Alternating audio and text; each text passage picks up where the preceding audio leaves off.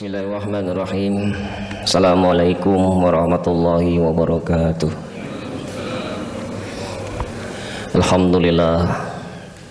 Alhamdulillahillazi anzala sakinata fi qulubil mu'minin liyazdadu imanan ma'a imanihim walillahi junudus samawati wal ard wa kana Allahu aliman hakima. Ashhadu an la ilaha illallahul qawiyyul mubin wa ashhadu anna Muhammadan abduhu wa rasuluh. Allahumma salli wa sallim ala sayyidina Muhammadin wa ala alihi wa sahbihi ajma'in. Subhanaka la ilma lana illa ma 'allamtana innaka antal alimul hakim. Rabbi shrah li sadri wa yassir li amri wahlul 'uqdatam min lisani yafqahu qawli. Rabbi zidni ilma warzuqni fahma, amin ya rabbal alamin. Semoga Allah yang maha pengasih lagi maha penyayang akan senantiasa mengaruniakan kepada kita semua hati yang selalu senantiasa merasa diawasi oleh Allah, hati yang ikhlas, hati yang tulus, hati yang semata-mata hanya mengharapkan ridho Allah Subhanahu wa ta'ala. Allah yang maha kuasa atas segala sesuatu, penggenggam dari segala kejadian, yang maha menciptakan lagi maha menyempurnakan dari setiap ciptaannya. Dan dialah Allah satu-satunya Tuhan kita yang tidak pernah meninggalkan kita dalam keadaan apapun, suka dan duka. Dan dialah Allah yang maha melihat, yang maha mendengar, yang maha menyaksikan. Tidak ada dosa yang tidak dilihat oleh Allah, tidak ada maksiat yang tersembunyi yang tidak disaksikan oleh Allah, bahkan tidak ada sekecil aib pun yang tersembunyi dari Allah. Apapun yang pernah kita lakukan selama hidup di dunia ini, kelak nanti di akhirat semuanya akan diminta pertanggungjawaban oleh Allah Subhanahu wa ta'ala. Beriring salam kepada baginda besar Muhammad sallallahu alaihi wasallam, kepada keluarga, sahabat, zuriatnya, begitu juga pengikutnya yang setia. Mudah-mudahan diri-diri ini akan diberikan syafaat melalui baginda besar Muhammad sallallahu alaihi wasallam, dan kita yang hadir di sini dan keluarga insyaallah akan diakui sebagai umatnya Nabi Muhammad sallallahu alaihi wasallam. Bapak-bapak, ibu-ibu yang saya hormati, kita akan lanjutkan kajian kita pasal 13 minal hikami Ibnu Athaillah As-Sakandari rahimahullah ta'ala. Qala Imam Ahmad Ibnu Athaillah As-Sakandari, kaifa yashruku qalbun suwarul aqwani muntabi'atu fi mir'ati am kaifa yarhalu ilallahi wa huwa mukabbalun bisyahwat am kaifa yadma'u ayyadkhula hadratallahi wa huwa lam yatahhar min janabah ghaflatih am kaifa yarju an yafhama daqaiqal asrari wa huwa lam yatubu min hafawatih.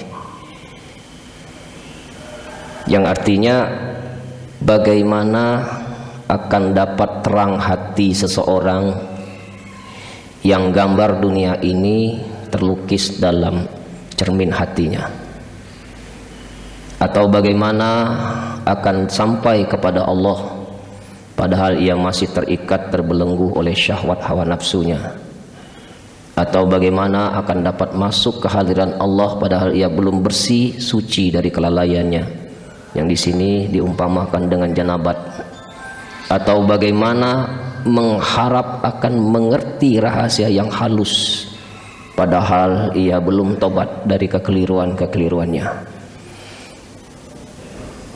Jadi kita tidak akan bisa sampai kepada Allah apabila di hati kita ini masih ada dunia.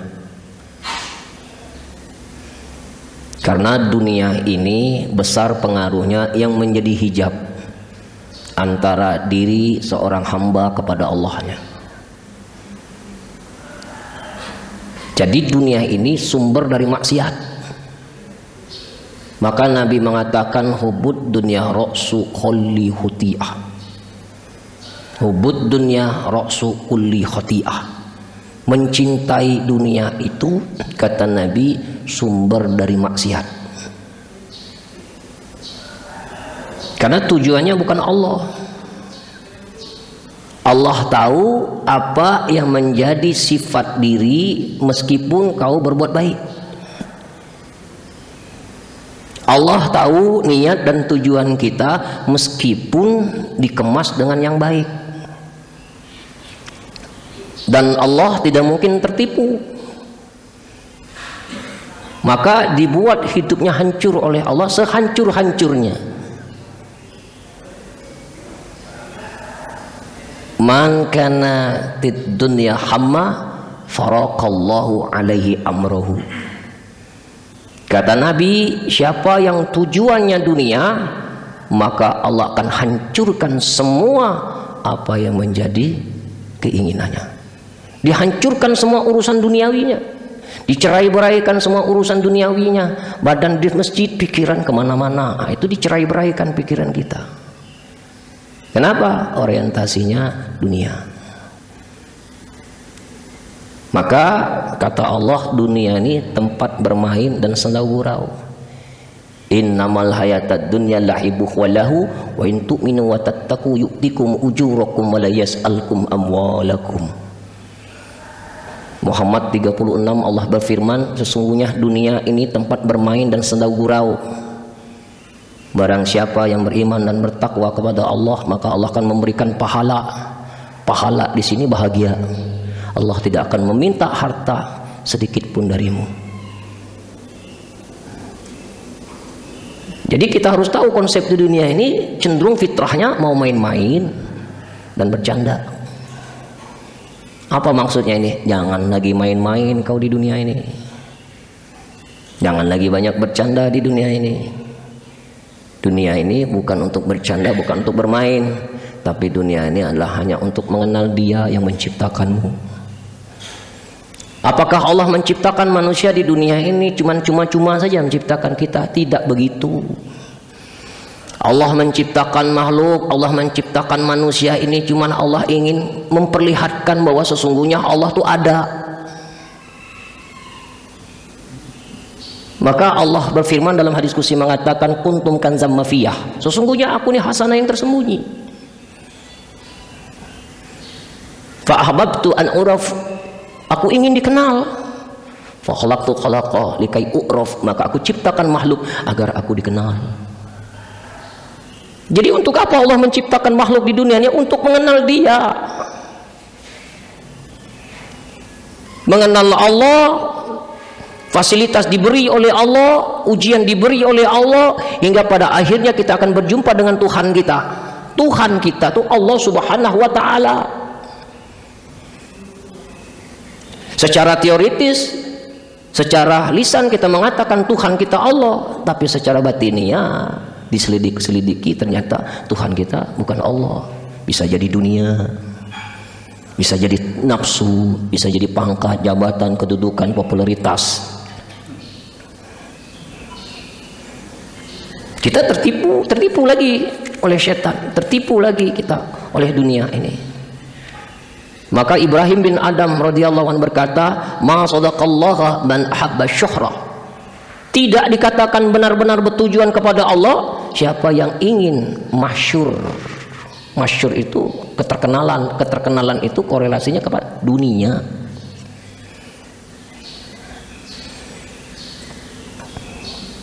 Jadi bagaimana mungkin Allah akan memperkenalkan dirinya kepada hamba yang hatinya masih ada dunia?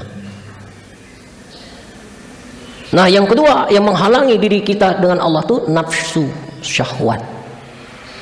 Bagaimana mungkin bisa sampai kepada Allah jikalau hati kita masih terikat, terbelenggu dengan syahwat hawa nafsu?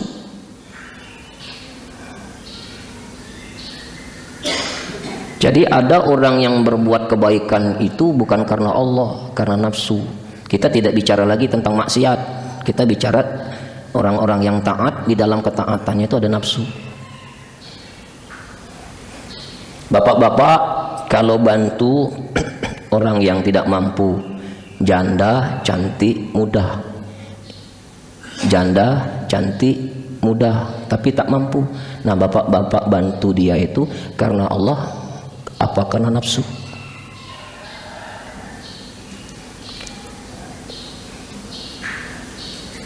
Karena Allah atau karena nafsu? Tiap bulan dikasih beras 20 kilo, tiap bulan dikasih uang 1 juta. Kenapa bapak bantu janda muda ini? Kasihan. Betul apa kasihan? Kenapa janda-janda tua yang lansia itu tak dibantu? Berarti baik kita tuh nafsu. Maka kebaikan yang selalu diikuti dengan syahwat atau hawa nafsu, maka cenderung pada ujungnya hancur tuh ibadah. Kenapa dia baik? Ada udang di balik batu. Maka jangan percaya dengan nafsumu. Jangan percaya dengan nafsumu, walaupun nafsumu taat kepadamu, ada kemungkinan nafsu itu akan menggelincirkan kita dari jalan Allah. Innan nafsa la'amaratum bisu. Sesungguhnya nafsu itu cenderung menyuruh kita untuk berbuat keburukan. Nah, maka pembahasan kita kemarin, orang berbuat baik itu belum tentu nawaitunya Allah. Bisa jadi orang berbuat baik itu hanya cuma sekedar ingin dianggap baik, bahwa dia itu orang baik, aslinya belum baik. Dia berbuat baik itu bukan karena Allah, cuma ingin dibalas, berharap kalau berbuat kebaikan orang lain itu balas ke dia. Ada orang yang berbuat baik itu karena minta dipuji, diakui, disanjung, dimuliakan. Ada orang yang berbuat baik itu cuma ingin diberi ucapan terima kasih. Jadi mana kebaikan kita yang murni karena Allah? Kebaikan yang benar-benar kita lakukan karena Allah itu tidak ada kepentingan diri di dalam itu. Murni, tidak ada keuntungan dalam dirinya, tidak ada. Tidak ada kepentingan pada diri, tidak ada. Mau dibalas, mau tidak dibalas, mau dihargai, mau dihina, mau dipuji, tidak ngaruh. Nah, itu baru ikhlas. Nah, maka syahwat ini, nafsu ini perlu kita tundukkan. Sebentar lagi kita bulan suci Ramadan. Bulan suci Ramadan ini adalah bulan yang diberi oleh Allah 1 bulan dalam 12 bulan untuk menahan diri. Abdullu jihadu ayujahida rajulu nafsahu wa hawa. Kata Nabi, jihad yang paling utama itu adalah jihad melawan diri dan melawan hawa nafsu. Kenapa kita disuruh puasa? Setan itu berjalan di dalam aliran darahmu. Inna syaitana yajri min ibni adama majradam. Kata Nabi, sesungguhnya setan itu berjalan dalam aliran darahmu. Fadoyiku majariyahu bilju'. Maka hambatlah jalannya setan dalam darahmu dengan puasa. Puasa itu latihan menahan diri. Ju' di situ lapar. Lapar itu bisa puasa, lapar itu juga bisa buntu sepanjangan. Jadi hidup kita yang melarat buntu sepanjangan, masa depan tak jelas ini, itu namanya puasa. Lihat orang yang buntu sepanjangan tak jelas ini. Orangnya pendiam, tidak banyak tingkah. Kerjaannya rumah masjid, rumah masjid, rumah masjid. Yang buntu sepanjangan yang beriman ini, ada buntu sepanjangan ngical. Ini yang beriman nih, yang punya hati, yang punya iman, yang takut ke Allah. Nah, itu frekuensi maksiatnya itu minimalis. Mau jalan-jalan uang tak punya, mau ngajak anak istri ke mall tak ada uang. Akhirnya dia banyak di rumah, baca Quran, baca kitab, ngajar ngaji, ceramah, ke masjid, rumah ngajar. Kecil peluang dia untuk bermaksiat. Kenapa? Tertahan hati karena kesempitan duniawi.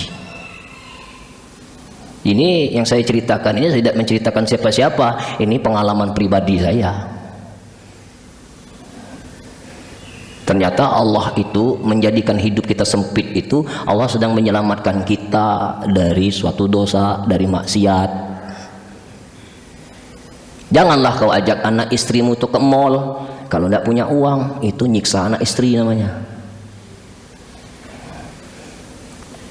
Pakaian-pakaian di mall mahal-mahal semua, 300, 400. Jangan kau siksa anak istrimu itu masuk ke mall tuh. Nanti kalau dia punya keinginan tak kau penuhi, berdosa. Nah, jadi hambat Perjalanan setan dalam darah itu dengan puasa, menahan hawa nafsu, menahan diri.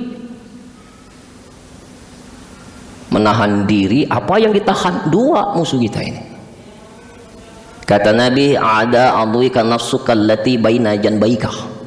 Ada dua musuh terbesar pada dirimu di antara dua lambungmu. Apa yang ada di antara dua lambungmu itu? Perut dan kemaluan. Perut itu korelasinya apa? Marah. Berarti disuruh kita nahan marah. La taghdab wala jannah. Jangan mudah marah, surga tempatmu. Surga itu apa? Tenang.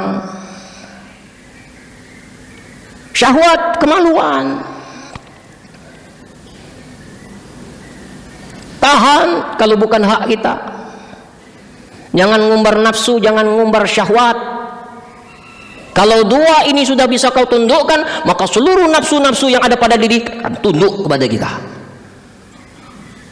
Nafsu mata, nafsu telinga, nafsu mulut, nafsu tangan, semuanya akan tunduk apabila kedua nafsu ini telah kau tundukkan. Kapan kita bisa menundukkan? Banyakin puasa. Puasa itu adalah pelindung bagi diri. Puasa itu latihan menahan diri. Tapi kenapa kita nih waktu puasa kau bisa jaga diri, setelah puasa kau bebas? Kenapa? Kau cuma merasakan Allah itu mengawasimu ketika engkau puasa. Padahal fa inni qarib, aku ini dekat. Kau puasa tak puasa, Allah tetap dekat. Nah ini kita ini cuma berlomba-lomba nahan nafsu sebulan. 11 bulan ke depan gaya bebas lagi, kembali lagi ke fitrah kalian. Bebas, mata bebas, mulut bebas, telinga bebas, hati bebas, tangan bebas, kemaluan bebas, kaki bebas. Jadi 1 bulan yang kita tahan diri itu cuman untuk mengimplementasikan 1 bulan itu 11 bulan ke depan. Jadi kalau ada orang tanya, Ustadz kira-kira puasa kami diterima atau tidak nanti setelah puasa, bisa tidak kita ngamalkan 1 bulan itu untuk 11 bulan ke depan? Yang selama puasa kau rajin baca Quran, lihat setelah puasa masih tidak rajin baca Quran. Ketika di bulan Ramadan kau rajin melakukan majelis-majelis taklim, lihat nanti setelah Ramadan masih tidak kau rajin majelis taklim. Nah lihatlah nanti di bulan puasa meningkat pasti para jemaah itu. Sholat di masjid meningkat, majelis taklim makin banyak, jemaah makin banyak. Nah nanti lihat di ujung-ujung puasa, orang sibuk itikaf di masjid, ya itikaf di mall. Ah itu lihatlah itu manusia sekarang nih, musim-musiman. Nah harapan kita dengan puasa nanti akan tercetak kepribadian yang baik, pribadi yang baik.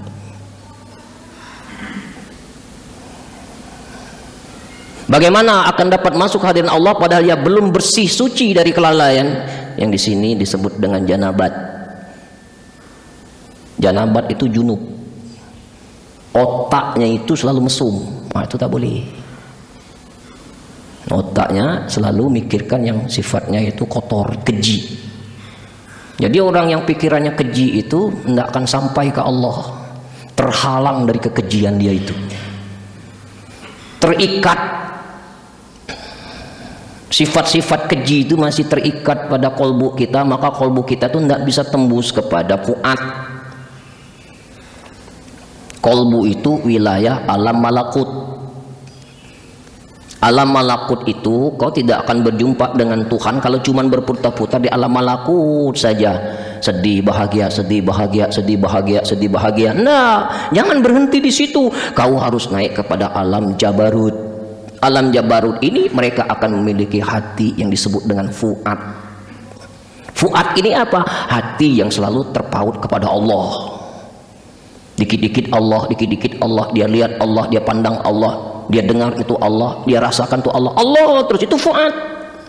Nah fuad inilah yang akan sampai kepada alam lahud namanya. Alam lahud ini sampai kepada Ruh Kudus. Nah Ruh Kudus inilah yang disebut dengan guru sejatimu.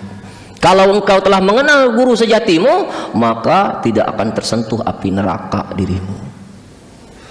Itulah yang disebut dengan Muhammad hakiki. Maka Rasulullah SAW pernah bersabda, wahai Umar, jikalau engkau mengenal nur Muhammad yang ada pada diriku ini, maka haramlah tubuhmu masuk ke dalam neraka. Tak ada lagi neraka baginya, karena dia tidak lagi takut dengan neraka dan tidak lagi ngarap surga. Maka sering saya tanya kepada salah satu jemaah, kenapa engkau rajin sholat? Takut masuk neraka. Berarti sholatnya nafsu. Kenapa kau rajin ibadah? Supaya masuk surga. Kenapa takut sama makhluk? Kenapa berharap ke makhluk? Surga neraka itu ciptaan Allah, makhluk.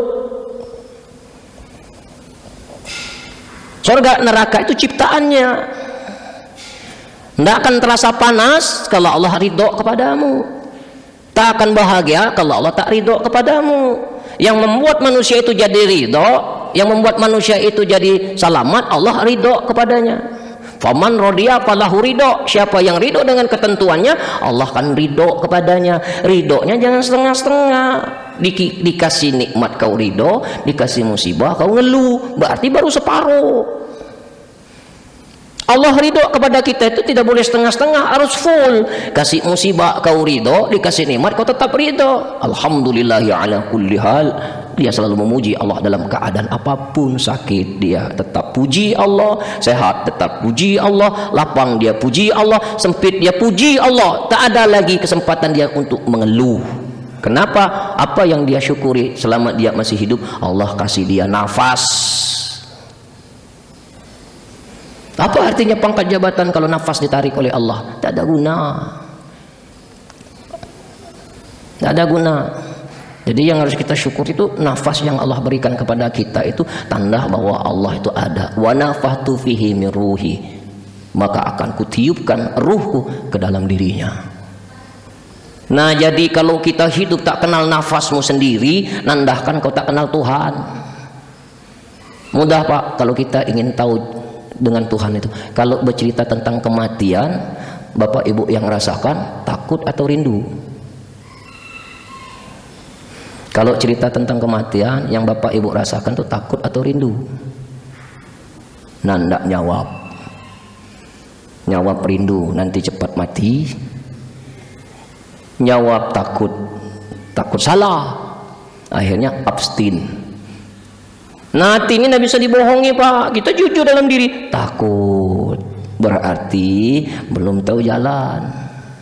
Takut tersasar. Rindu. Orang rindu apa? Dia tahu jalan. Kenapa? Hidup kita cuma dua, disuruh nunggu. Nunggu sholat, nunggu mati. Kita ini terbalik. Sholat nunggu pekerjaan. Yang benar itu pekerjaan nunggu sholat. Itu yang kita lakukan pada saat hidup di dunia ini. Sholat itu sisa waktu. Sebenarnya yang jadi sambilan itu sholatnya atau pekerjaannya. Yang benar itu yang harus jadi sambilan itu pekerjaannya. Sholat itu prioritas. Sholat itu harus kita anggap yang terpenting dalam hidup. Jadi kalau sholat itu kau letakkan di ujung, begitu juga Allah akan meletakkan di sisinya. Itu di ujung juga kita. Kenapa orang itu diangkat derajatnya? Karena dia mengutamakan Allah di hatinya. Dia selalu mengutamakan Allah di hatinya. Maka Allah akan mengutamakan dirinya di sisinya. Maka diangkat derajatnya. Dari sekian ribu manusia di dunia ini, dia yang diangkat oleh Allah. Kenapa? Ada amalan. Amalan dia yang orang lain tak mampu lakukan, dia lakukan. Apa? Dia selalu memprioritaskan Allah dalam hatinya. Maka Allah akan memprioritaskan dirinya di sisinya. Di dunia maupun di akhirat. Jadi kalau kita ingin diprioritaskan oleh Allah, bagaimana engkau memposisikan Allah di hatimu? Kalau engkau memposisikan Allah di hatimu, kau prioritaskan Allah di hatimu, Allah pasti akan memprioritaskan dirimu di sisi Allah, di dunia maupun di akhirat. Nah, kita ini yakinnya masih setengah-setengah. Atau bagaimana mengharap akan mengerti rahasia yang halus padahal ia belum tobat dari kekeliruannya. Kenapa orang tuh susah dapat? Kenapa orang tuh susah bertemu dengan Allah? Karena dia tidak pernah ngaku bersalah dan tidak pernah ngaku berdosa. Kenapa? Dia sudah merasa dengan taat itu tidak ada dosa. Betul kan? Kita ini kalau sudah banyak taat, baca Quran kita bagus, ilmu agamanya tinggi, orang sudah banyak memuji dia, dia sudah merasa di atas angin, dosa tak ada lagi, habis. Nah, justru yang taat itu harusnya banyak tobat. Maka tobat itu untuk siapa? Tobat itu untuk orang beriman. Ya ayyuhallazina amanu tubu ilallahi taubatan nasuha. Hai orang-orang yang beriman, bertobat kalian dengan tobat yang sungguh-sungguh. Siapa yang dipanggil? Bukan pendosa.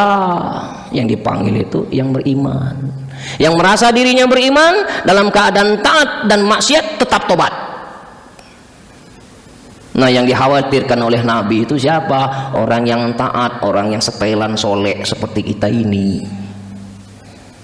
Laulam takunu tusnibu, kata Nabi, andai manusia itu tak ada yang berbuat dosa, khositu alaikum man huwa akbari min zalik, aku akan khawatir atas diri kalian, maka kalian akan berbuat dosa yang lebih besar daripada dosa maksiat. Al-ujbah, al-ujbah, ujub. Ini dosanya, kata Nabi, lebih besar daripada dosa maksiat. Kau lebih hina daripada penzina, kau lebih hina daripada koruptor. Nah, maka hati-hati yang setelan soleh seperti kita ini. Jangan ngaku kau bebas dari dosa. Justru makin taat, makin sadar. Justru makin taat, makin ketahuan siapa kita yang sebenarnya. Tak ada lagi kita ingin ngangkat dada, tak ada lagi ingin sombong, tak ada lagi ingin angku. Yang ada adalah tunduk dengan kebesaran Allah. Tobat itu apa artinya? Kembali. Oh, hebat nian Pak Ustadz, kau luar biasa. Enggak usah puji. Kata Nabi, siapa yang muji, siram wajahnya dengan pasir. Karena pujian itu lebih bahaya daripada hinaan. Banyak orang yang dihina jadi naik derajatnya, ada orang yang sering dipuji jadi turun hina di hadapan Allah. Karena lupa diri, karena tak tahu diri, karena tak sadar diri. Makin dipuji makin melambung, masuk larut dalam tipuan itu sendiri. Nah, mudah-mudahan apa yang dipaparkan pada pagi hari ini, Allah akan memberikan kita petunjuk, Allah akan memberikan kita rahmat, Allah akan tunjukkan kita ini ke jalan yang benar. Sebagaimana kita sering baca dalam surah Al-Fatihah 17 kali sehari, ihdinas siratal mustaqim, tunjukkan jalan yang benar. Jalan yang benar itu bukan jalan kau temui setelah mati. Jalan yang benar itu kau jalani hidup ini di dunia ini, yang lurus, nggak boleh nakaneko. Lurus hidupmu di dunia, matimu lurus, insya Allah husnul khatimah. Wallahu a'lam bishawab. Ya, silakan kalau ada yang mau ditanya. Alhamdulillah. Ustaz. Ya, silakan Pak. Bismillahirrahmanirrahim. Assalamualaikum warahmatullahi wabarakatuh. Waalaikumsalam warahmatullahi wabarakatuh. Dalam sebuah sarah kitab Al-Hikam yang bab ke-12 kemarin itu kan dikatakan bahwa salah satu ulama Sufi Sahal At-Tustari itu mengatakan bahwa kebaikan itu terkandung dalam 4 perkara kan. Yang pertama lapar, yang kedua diam, yang ketiga mengasingkan diri dari dunia, dan yang keempat bangun tengah malam. Nah, ini suatu perkara yang memang tidak mudah di dalam pergaulan kita dengan hiruk pikuk dunia saat ini, terutama yang dimaksud dalam bab 12 itu uzlah, mengasingkan diri dari pergaulan dunia.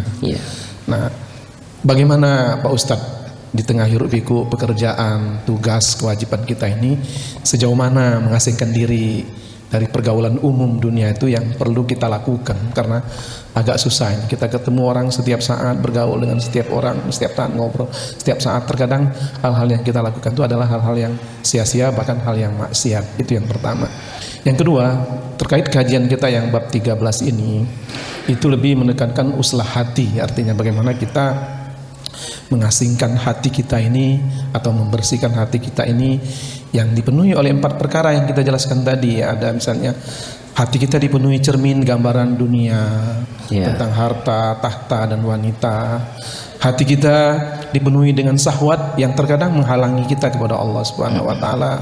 Yang ketiga, hati kita sering dilalaikan dari mengingat Allah dalam setiap saat detik kehidupan yang kita jalani. Banyak sekali kita lupa, kadang kita ingat Allah ketika sholat saja.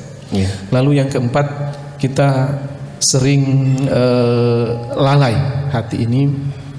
Nah, maksud saya bagaimana kita mencegah cermin gambaran dunia yang selalu melekat dalam aktivitas keseharian dan setiap saatan yang kita jalani itu.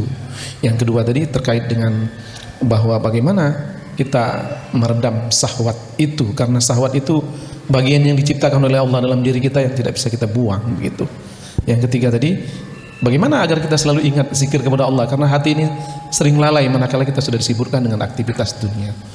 Saya kira itu Pak Ustadz, mungkin makasih. Assalamualaikum warahmatullahi wabarakatuh. Waalaikumsalam warahmatullahi wabarakatuh. Sahal bin Abdullah At-Tusturi mengatakan kebaikan itu terhimpun dalam 4 macam. Lapar, dia menyendiri, bangun malam. Nah, bagaimana kita ingin uzlah atau khalwat di tengah riuk pikuk di dunia ini? Jadi yang uzlah itu bukan badan, yang uzlah itu qalbu. Karena badan kita nggak bisa kita menjauh dari tempat keramaian, karena hidup kita memang di tempat yang ramai. Sulit kita untuk menguzlahkan hati ini. Betul, kalau kau mengandalkan diri. Kita harus sadar tubuh kita ini, hati kita ini seutuhnya milik Allah. Jadi Allah lah yang akan menguzlahkan kita. Dibuatnya kita jauh dengan dunia. Bagaimana dibuat jauh dengan dunia? Kalau yang kerja pensiun. Kalau yang masih muda dalam urusan dunia tuh gagal terus. Buka usaha, tabudi, jualan banyak dimakan oleh budak, banyak diutangi, habis bangkrut. Ikut tes dak gul-gul, ke daerah sudah, ke dusun sudah, tak ada bagian. Kerja jadi dosen dipecat. Ini cara Allah menguzlahkan diri kita dari dunia ini. Dibuat kau hidup di dunia ini sehancur-hancurnya sehingga engkau muak dengan dunia ini. Jenuh kau dengan dunia ini yang penuh dengan tipu-tipu kemunafikan di dalamnya. Akhirnya Allah tarik dirimu itu untuk selalu dekat kepada Allah. Nah, ini Allah Pak yang uzlahkan kita nih. Tidak ada rekayasa, semuanya tuh ingin hidup di dunia ini sukses, lapang, bahagia. Tapi pada kenyataan yang kita kejar malah lari dia. Artinya begini, hai manusia, aku tidak mengizinkan kau dekat dengan dunia. Ku cabut duniamu, tapi kau dekat kepadaku. Nah, jadi kita yang pensiun ini bersyukur, untung pensiun. Andainya tak ada pensiun, sampai sekarang kau sibuk dengan dunia ini. Ngapa cepet gawe? Nak begawe. Nah, kenapa di sini masih mantap? Karena mayoritas 90% yang hadir di sini sudah pensiun. Satu, kedua, dunianya banyak gagal. Makanya rajin majelis taklim, mau kejar-kejar apa pulang dari sini? Pekerjaan tak ada. Akhirnya mantaplah jadi masjid. Alhamdulillah, ini uzlah nih. Kita ini uzlah Pak. Kita ini peserta uzlah. Maka kita disuruh itikaf. Itikaf itu apa? Menjauhkan diri kita dari duniawi. Jadi jangan ditiru dengan Rasul, pergi nanti ke hutan-hutan, ke goa-goa. Nah, jangan ditiru, beda zaman. Di mana tempat kita uzlah ini? Di masjid. Masjid ini jarang orang yang duduk di masjid itu pikir maksiat tuh jarang. Kenapa? Malu. Nah, itu yang pertama Pak Haji. Nah, yang kedua, bagaimana supaya kita ini tidak ada cermin di hati? Itu tadi salah satunya kita dihancurkan urusan duniawi kita itu. Yang kedua apa? Zuhud fid dunya yuhibbukallah. Zuhudlah kalian terhadap dunia, maka Allah akan mencintaimu. Hubbud fima indan nas yuhibbukan nas. Hubudlah kalian terhadap apa yang dimiliki manusia, maka manusia itu akan mencintaimu. Nah, jadi hidup kita ini tak boleh mana itu mengandalkan makhluk. Jangan mentang-mentang dia kaya, kau akrab sama dia dengan harapan supaya kayanya mercik ke kita. Tak. Banyak teman saya kaya, nasib tak berubah, masih begitulah. Ada dekat dengan pejabat supaya kita jadi pejabat staf ahli. Tak, nggak bisa, nggak mungkin ketukar nasib tuh. Jangan ngarep ke makhluk, maka orang akan curiga sama kita, orang benci sama kita. Maka zuhudlah terhadap apa yang dimiliki manusia, maka manusia itu akan mencintaimu. Nah, orang yang tidak terlalu bersandar kepada makhluk, makhluk itu akan mencintai dia. Digerakkan hatinya untuk bantu, digerakkan hatinya oleh Allah untuk bantu dia, tanpa kau meminta, diberi oleh Allah. Supaya kita cinta, dicintai oleh Allah, jangan jadi budak dunia. Zuhud. Zuhud di sini artinya apa? Jangan diperbudak dunia, jangan memahami zuhud itu benci dunia. Ada yang saya sering lihat memaknai zuhud itu benci dunia. Salah. Boleh kau jadi orang kaya, boleh kau jadi pejabat, boleh kau jadi orang ilmuwan, tapi ingat, jangan melekat. Jangan melekat. Boleh dekat tapi tidak boleh melekat. Kalau melekat itu khawatir nanti kemelekatan dunia itu menghalangi dirinya dengan Allah. Nah, jadi zuhud. Nah, jadi zuhud itu tetap bersih. Jangan ada orang yang memahami zuhud itu baju tidak diganti, gigi kuning tidak digosok. Kapan ditanya kenapa tak sikat gigi? Zuhud. Bukan zuhud, itu namanya jorok. Islam itu mengajarkan kita bersih. Zuhud itu hati. Jadi orang yang zuhud itu pasti miskin? Tidak. Ada orang yang miskin harta, hati hubud. Dia miskin tapi dengan dunia ini rakus, serakah, tamak, itu namanya hubud. Jadi belum tentu orang-orang yang kaya itu hubud dunia. Bisa jadi dengan kekayaannya itu dia memanfaatkan kekayaannya itu untuk kebaikan. Bapak itu mobil bagus, rumah mewah, hubud dunia, fitnah kau. Udah tahu harta yang dia miliki itu tiap bulan dia infak, tiap bulan bantu anak fakir miskin, anak yatim. Sementara kita yang hidup buntu sepanjangan ngarep terus dengan dunia, itu hubud dunia, justru dia yang neraka. Nah, maka kita ini tidak boleh banyak prasangka. Kau lihat dia baik, akui kebaikannya. Jangan kutak-kutik lagi. Kalau dia sudah baik, sudah. Jangan cari-cari kesalahan dia. Ini orang sudah baik, ini orang sudah benar, dicari kesalahannya. Begitu ada satu kesalahan, hilang semua kebaikan. Nah, itu picik orang seperti itu. Nah, itu tak boleh. Nah, maka bapak-bapak, ibu-ibu yang saya hormati, ingat tujuan kita itu adalah kembali kepada Allah dalam keadaan selamat. Nah, jadi jangan tergoda dan terpesona gara-gara dunia ini.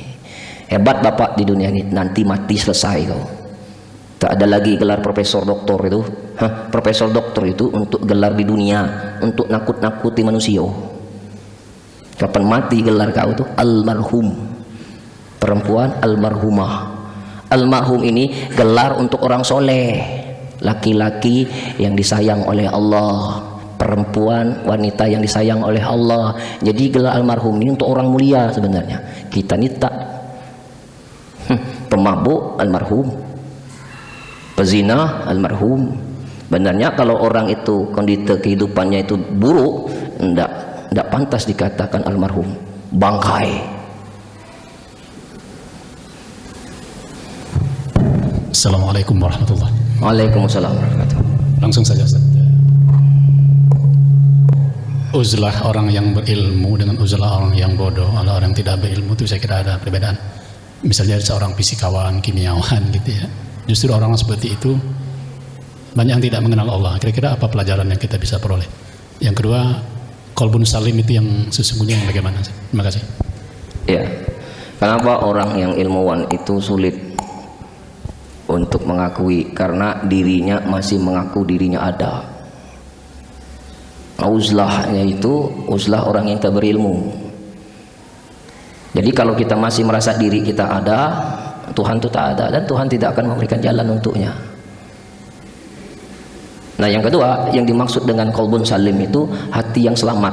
Hati yang selamat itu adalah hati yang selalu terpaut kepada Allah dan merasakan dirinya telah tiada, yang ada hanya Dia, yang disebut dengan fanah. Tubuh ini fanah, tidak ada kecuali Dia, Allah, wajahnya. Jadi penjelasan ini butuh waktu yang banyak, maka waktunya sudah singkat. Nanti kita sambung lagi, mudah-mudahan apa yang disampaikan bisa bermanfaat. Assalamualaikum warahmatullahi wabarakatuh. Maaf Tad, boleh satu lagi Tad? Oh iya, silakan Pak. Menyambung pertanyaan jamaah satu tadi Pak Tad, bagaimana dengan apa hubungannya dengan hukum paten, kepemilikan? Apakah kepemilikan hukum paten itu sendiri merupakan keegoan? Nomor dua, saya ini senang dipuji dan insya Allah suka juga memuji. Bagaimana mengemas tentang pujian secara agama? Ya. Terima kasih. Wassalamualaikum warahmatullahi wabarakatuh. Waalaikumsalam warahmatullahi wabarakatuh. Yang pertama tadi apa Pak Haji? Seorang ilmuwan yang mempatenkan ilmunya itu duniawi, boleh-boleh saja, karena tidak ada manusia itu yang menemukan. Manusia itu cuman menemukan yang sudah ada. Seperti orang yang sudah doktor, profesor, dia tuh punya penemuan teori saja, diracik teori A, B, C jadi teori baru. Sebenarnya sudah ada, boleh dia mempatenkan itu, boleh, tapi tidak boleh melekat dengan patenan itu. Tetap semuanya itu dari Allah. Nah yang kedua, masalah pujian tadi. Nah pujian itu bagaimana menyikapi pujian? Kalau dipuji, katakan alhamdulillah, segala puji bagi Allah. Kembalikan pujian itu ke Allah. Tapi beda alhamdulillah ke diri atau alhamdulillah ke Allah. Nah, kita hati-hati nih, alhamdulillah tapi ke diri, nah, itu angkuh kau. Tapi alhamdulillah itu murni ke Allah. Segala puji bagi Allah. Allahumma salli ala sayyidina Muhammad wa ashghili zalimin bil zalimin wa akhrijna min bainihim salimin wa ala alihi wa sahbihi ajma'in. Ya Allah, ya Tuhan kami yang Maha Pengasih lagi Maha Penyayang, telah Engkau saksikan semua apa yang kami lakukan pada pagi hari ini. Tidak ada kata-kata yang tidak Engkau dengar, tidak ada lintasan hati kami yang paling dalam yang tidak Engkau simak, tidak ada gerak-gerik dan perbuatan kami yang tidak Engkau saksikan. Ya Allah, inilah hamba-hamba-Mu yang Kau tahu sekelam apapun masa lalu kami, yang Kau tahu dari setiap kebusukan hati kami, yang sering menyombongkan apa-apa yang telah Engkau titipkan kepada kami, hati penuh dengan kedengkian, iri, hasud, riya, sum'ah, ujub, cinta dunia. Karuniakan kepada kami semua ampunan-Mu. Allahumma inna nas'aluka taubatan nasuha ya Allah, wa taubatan qabla al-maut, wa rahmatan 'inda al-maut, wa maghfiratan ba'da al-maut. Allahumma hawin 'alaina fi sakratil maut wa najatan minan nar wa ahwanal hisab.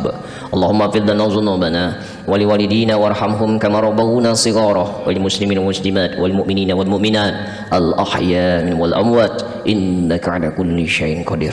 Rabbana zalamna anfusana wa illam taghfir lana wa tarhamna lanakunanna minal khasirin. Rabbana hab lana min azwajina wa dzurriyyatina qurrata a'yun waj'alna lil muttaqina imama.